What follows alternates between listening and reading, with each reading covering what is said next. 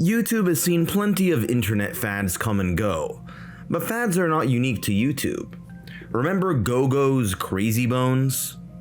Well, you probably don't remember it because they were pretty stupid and forgettable.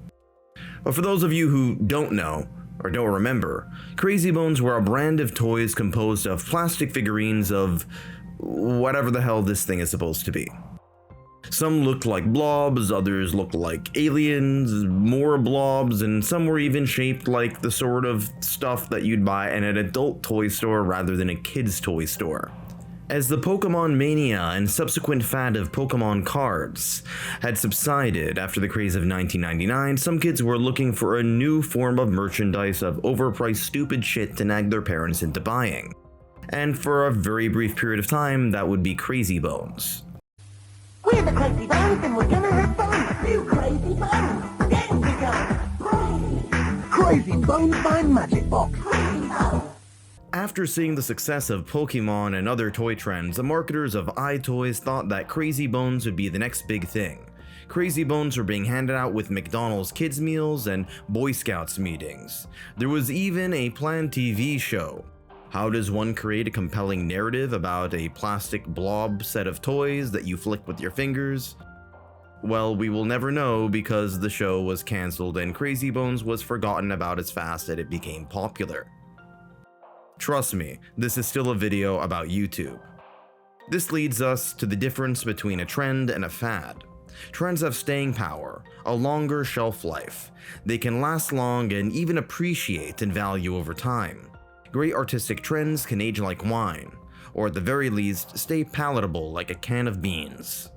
Fads, on the other hand, have a short shelf life, bursting onto the scenes, creating a bandwagon effect in popularity before vaporizing into oblivion due to a combination of the novelty wearing off, low quality, slop production, and a lack of substance. While Pokemon is still popular to this day because it proved to be a fairly substantial fictional world to immerse ourselves in long after the fads of the card had faded, Crazy Bones is largely a relic of the past, albeit a past that isn't too distant. Even fidget spinners are more memorable. The same distinction works for online content. While there is plenty of high-quality content on this site that will last the test of Father Time, there are plenty of others which got thrown out into the digital trash faster than that bag of toast you accidentally left in the car. I hope you like blue bread. YouTube allows anyone to broadcast themselves, and it just so happens to be that for every talented, hardworking person looking to spread their skills with the world, there are also hordes of talentless nincompoops who will hop on fads which don't require any talent, knowledge, or skill in the hopes of hijacking the algorithm for a quick buck. To be fair, many of these rather untalented people are a lot better at working with the algorithm than I am. This woman got millions of views by looking at a screen, while I get 3-digit views for documentaries, so I guess that means that I'm the dupe in practice. If I had breasts, I'd probably be doing the same thing these girls do.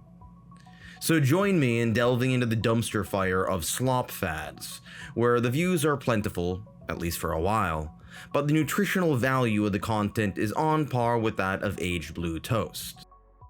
The first major YouTube fad on the list are YouTube poops. Or were YouTube poops, were being the word of focus. These were some of the earliest memes, which essentially were composed of nonsensical mashups of music videos, cartoons, video game footage, and amateur YouTube then videos. After you strive for this piece, then you can send link for pizza, then you can save me for pieces of pizza, then you can protect Zelda's boobies. But father, what if— Then after you then you can help me in the morning. This trend was around the time when the mantle of the most popular music genre was switching from rock to hip-hop. Hip-hop had a long history of sampling and remixing previous songs. This remixing was applied to everything from anime to viral videos, from funnyjunk.com and other websites. Just check out funnyjunk.com's video Mario Twins. Hey, Splay! Shiggity shiggity swag. Guess what, idiot? What you did today? Hey, I got a new Super 88 system. You did not. Swear to God, I got it at Chunky's for $2. Oh yeah, let me see it. Wow. Yeah, you like that, idiot. I got it. You don't. Shut up. God damn. Hey, guess what? What? It has new game. What game? I want to play it. It is called Mario Twins. They look the same. Wow. Good God. They look so goddamn like the same person. I would say to them, you want ice cream cone? Both of them say yes. How in the hell? They are twins. What the hell? Hey, let's play it. Ready? All right. Do it. There goes. Speaking of Mario, he would become a star of these YouTube poops, usually using clips from the mostly and rightfully forgotten animated show starring the Mario Brothers. For some reason, the B-movie was also a popular piece of media used for these YouTube poops. While the movie was rather forgettable in and of itself, its cultural relevance was extended briefly by these mashups. YouTube poops would incorporate clips from quite possibly the most memorable show in human history as well, SpongeBob SquarePants. Keep in mind that at the time, the copyright system was not as robust, and many of these early videos were not monetized. It was just weird people making weird things on the weird internet for the sake of being weird. The heavy use and profanity, gross out humor, and sexualization of cartoon characters made it hard for this genre to survive the stronger YouTube community guidelines that were put in place later on. Plus, there are only so many times you could laugh at Luigi coming out as a trans man.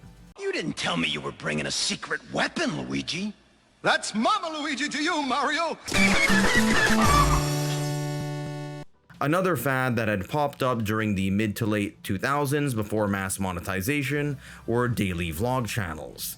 This usually involved a random person documenting their ordinary life in front of a 2000s camcorder in grainy 240p footage. It wasn't the most groundbreaking content, but what was remarkable was that social media allowed ordinary people to quote-unquote broadcast themselves without the old media gatekeepers. Some, like the old school YouTuber Happy Slip, became some of the first examples of people who were able to use their YouTube content to get more conventional high status jobs. In her case, she became not only one of the first to take part in YouTube's ad revenue sharing program, but also hired as an ambassador for the Department of Tourism for her ancestral homeland, the Philippines. While some of these were scripted and by the standards of their time well produced, most of these videos were, well, off the cuff and just boring videos about ordinary life.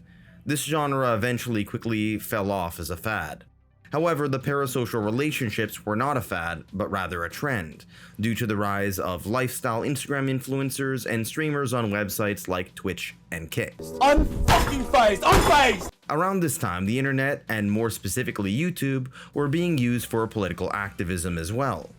One of the first political fads was that of Obama Girl, otherwise known as the model Amberly Ettinger, who came to fame through her viral 2007 video titled Crush on Obama. She was also one of the first online figures to get attention with old media news, and was featured on SNL and Fox News as a result.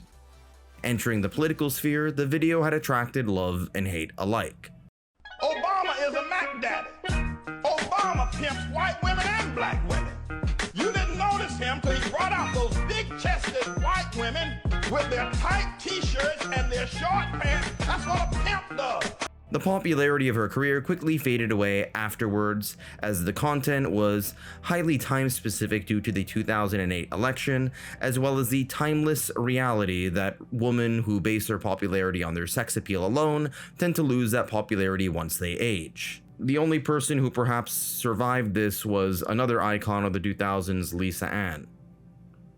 Obama Girl would fade into oblivion as a brief fad.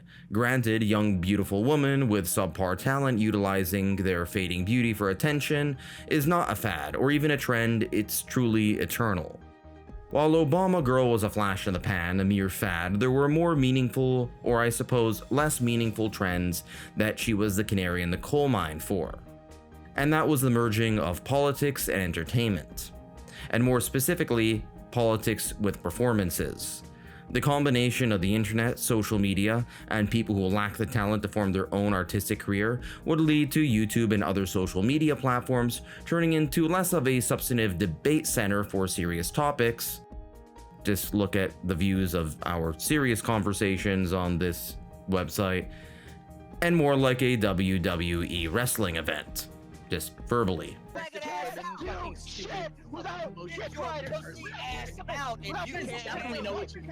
Meanwhile, the line between old and new media was starting to get more and more blurry. Some of the more poorly produced old media content, such as the intentionally bad Sharknado and the unintentionally bad movie The Room, would develop cult followings on the internet. Funny enough, from what I can tell, the intentional garbage faded into obscurity. I can sit through Sharknado, but I cannot sit all the way through Sharknado The Fourth Awakens. This was just a fad. However, the online cult following of purposely bad movies like The Room and Troll 2, which first emerged online, proved to be more of a trend. Advertising was another aspect of old media which would merge with new media, first due to annoying pop-up ads, followed by the YouTube ad revenue sharing program. However, the world of fads would take this to a whole new level with the YouTube Beanie Baby ads, Burger King Whopper commercials, and what was during the early days an entire channel of ads by a blender company called Will It Blend. Will It Blend became one of the most popular channels for a brief period of time, followed by videos in which you can watch random shit getting crushed by a hydraulic press. Then came CatTube, which involved, take a guess. No, take another guess. No, not that one. Yeah, cats. Need I say more? In fact, if you talk to YouTube's mommy, Google, and ask Google to give you a picture of the god of the internet, you will get a picture of a cat. While the cat memes were a fad, the quasi-worshipping of cats is eternal. Just look at ancient Egypt. Speaking of animals, then came the fad of My Little Pony fandom, which had a considerable presence on YouTube, usually in the form of self-depreciating humor by millennial men. Perhaps these men were simultaneously mocking/embracing the ever-growing feminization and infantilization of society. This would be an example of a fad being emblematic of a trend. Part of me kind of likes this, but if I ever met one of these people at the time, I'd tell them, yes, I understand you are a 31-year-old man wearing a My Little Pony t-shirt, ironically, but you're still wearing a My Little Pony t-shirt. Each their own. Before TikTok would scar the world with countless vacuous dance shorts, YouTube would be the platform of various dance fads. Early examples would include the, quote, "Ate My Balls" dance, and even more well-known Harlem Shake, popularized by Filthy Frank. Moving on. Before TikTok would scar the world with countless vacuous dance shorts, YouTube would become the platform of various dance fads. Early examples would include the, quote, "Ate My Balls" dance, and the even more well-known Harlem Shake, first popularized by Filthy Frank. I mentioned this before, but viral videos have a lifespan, similar to, well, viruses. They come out almost out of nowhere, grow exponentially, and then crash into oblivion. Perhaps they re-emerge in a new form a little later on, but the original life form is very, very short. Speaking of viruses, let's move on to reply girls. Back in the day, YouTube had a feature in which you could post a reply video onto an original video. This was meant to promote healthy dialogue and online communities, but instead it usually devolved into the website's earliest YouTube flame wars, starting with arguments between evolutionists and creationists, and then devolving into just about every other subject. This eventually took on more of an apolitical turn with the rise of reply girls as a fad, in which some young women would crop their breasts into the center stage of the frame for clips as they blathered pap to an audience who confused tits for an interesting perspective. Reply girls would fade away once the reply feature was removed. None of them have substantial online careers today, as they really had nothing left to offer once their breasts had sagged. They were quickly replaced with predominantly male React content creators who didn't really create much of anything unless you count a creation product as watching other people's content and occasionally giggling, grunting, and scratching their asses. How does this count as fair use? Well, it probably doesn't, but they were able to get away with it at the time. While these React channels would be nothing more than a fad, React content would become a trend on live streaming platforms like Twitch and Kick. Most of these streamers have the talent and insight of a bag of onions. It means you are a far right authorization on ultra-analyst, oh my god, ultra-analyst, political ideology movement characterized by dictator leadership, centralized autocracy, militarism, forcible suppression of opposition. So I don't know what that means, bro. I swear to God. I don't know what the fuck a fascism is. I don't know what the fuck that is. Benito Mazzulli and Giviante Gentile and Jason Stanley. Like, who the fuck are these people, bro? Nonetheless, this became a larger trend rather than a fad, as many Zoomers were ever more isolated, and streaming provided them with a sense of, well, let's just say fake friendship. I guess the nice way of putting it is calling it a parasocial set of relationships. Can't get a girlfriend to love you and suck you? Well, you can just watch Pokimane instead. You can give her money and buy her overpriced pastries in the hopes that she will one day pick you over her vibrator. What does that sound? My cat is she's in this bag right. Sorry about my sock. She's in the Mimi. She's so freaking cute. The pop artist Andy Warhol stated that in the future everybody will be famous for 15 minutes. He was mostly right. I take it a step further. While the previously mentioned fads kept people famous for around 15 minutes in internet minutes, the next example made people famous for about 15 seconds. Online challenges. One of the most noticeable examples of this was the cinnamon challenge, in which people place a spoonful of cinnamon in their mouth. Cinnamon, like ground black pepper and other spices, is very fine particles which cause you to sneeze. The practice itself was pretty dangerous for your respiratory system, so don't try it at home. But not as dangerous as the fire challenge, in which people would douse themselves in some sort of oil-based nail polish and then light themselves on fire. Natural selection at work. Then came the prank YouTubers, who would shout quasi-racial slurs in the ghetto, get punched, and then have people in the comment section type out those racial epithets. After a backlash, this fad was rebranded into a series known as social experiments, usually involving gold diggers and farts, or in some cases both of them at the same time. Then came the mukbang fad, first starting out in South Korea as a genre targeted towards lonely young men who wanted to quote-unquote bond and perhaps fap to cute, slim Korean women consuming an immense amount of calories. How these women maintain such a slim figure while eating so much food, well, I guess they just defied the second law of thermodynamics. This was eventually taken over by Western mukbangers, who usually ditched the sleek aesthetic and replaced it with a gas-extruding, horizontally challenged aesthetic.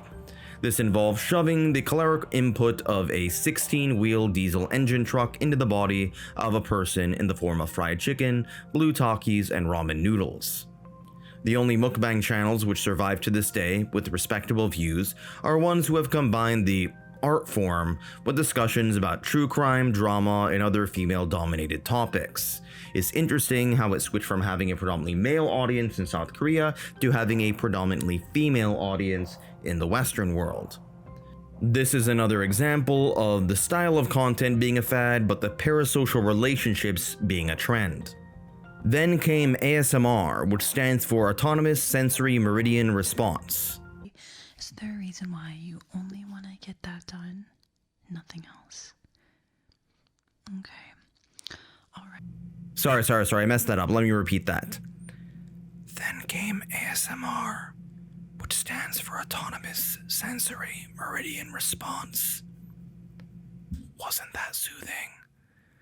This fad usually involved an attractive woman whispering sweet words into the microphone with weird clicky noises like this. Wasn't that soothing? It didn't really require any talent or skill, unless you count sucking on an artificial ear a skill. To be fair, it was indeed soothing, unless it was combined with mukbang, in which it was just disgusting.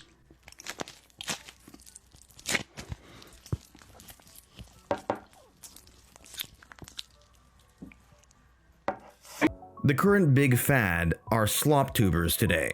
YouTubers who regurgitate the same sort of titles and thumbnails, usually related to internet drama. Negativity does attract clicks, at least in the short run. Granted, there are internet phenomenons which did become trends. Is it phenomenons or phenomeni? I don't know. I'm just gonna call them phenomenons. Or is phenomenon the plural version? I don't know. Anyway, there were numerous internet phenomenon or phenomena or whatever you call it that involved long-lasting trends rather than fads. These include let's plays, creepypastas, and parody songs among many, many more. These trends required at least one of the following in order not to fall into the fad trap. High production value is one of them. A unique personality of the content creator was another. Adaptability for a third example. And perhaps most importantly, a channel orientation that could see beyond the present exponential growth in order to realize that exponential growth doesn't stay exponential forever. While the low effort, low quality content is inarguably effective in the short run, it is not sustainable in the long run. Quality wins in the long run. The most popular song of 2002 was Eminem's Lose Yourself, which has been immortalized today. Another very popular song during that year was the Cheeky song, Touch My Bum in parentheses by the Cheeky Girls. Wiser words have not been spoken since Marcus Aurelius. Unfortunately for the Cheeky Girls, they never got as big as Eminem. Shame, because I actually really like their song Lollipop. I want you to know, I want you to see, I want to guide you to the lollipop dream, lollipop life, lollipop dream, I believe in this lollipop game. Unfortunately, again, for the Cheeky Girls, this video had a whopping 34 views, which is even worse than what my pissant channel gets. You girls dominated the European billboards in the early 2000s. You deserve better than this. Now let's take a bird's eye view to something a little bit more important than some Romanian pop duo. The US Library of Congress holds a vast, significant collection of items deemed to be artistically and culturally significant, particularly when it comes to written articles, photographs, movies, television shows, etc. Any work deemed to be significantly creative and valuable can enter this Hall of Fame of preservation so long as it stays relevant and critically acclaimed 20 years after its inception. The collection contains work that you'd expect, such as that of Mark Twain's Huckleberry Finn and movies like Casablanca, but it also includes great works you might not expect, while perhaps being even a little bit more familiar with, such as Shrek. But for every high-quality work of art which stands the test of time, like The Great Gatsby or Bruce Springsteen's Born to Run, there are countless forgotten piles of subhuman par drivel forgotten to the sands of time. As silly as it may sound, YouTube is already more than 20 years old. It is about time that we should expect certain classic YouTube videos to be preserved by the Library of Congress and other archives. Speaking of preservation, let's move on to the Lindy effect. The Lindy effect has been popularized by the statistician/professional Twitter shitflinger Nassim Nicholas Taleb. This is the concept that the longer something has survived, given that we're talking about a non-perishable item like a book, an essay, a movie, etc., the longer it will continue to survive. as its endurance suggests robustness. The Epic of Gilgamesh, the Bible, the Tales of King Arthur, Darwin's Origin of the Species, and even more contemporary examples like the real Slim Shady have survived the test of time. The same is not true for Reply Girls, YouTube pranksters, or even the musical genius of the Cheeky Girls. Quality wins at the end. Garbage slop wins in the short run. But hey, who stops us from enjoying the drivel and the slop in the short run? For the entire season with a broken clavicle, stupid motherfucking Eagles fans at the goddamn bar. Oh yeah, Tony Romo, I'm happy for his injury. What piece of motherfucking person gets happy when somebody gets injured? You ruthless piece of... Get your shit fucked up, my nigga. See,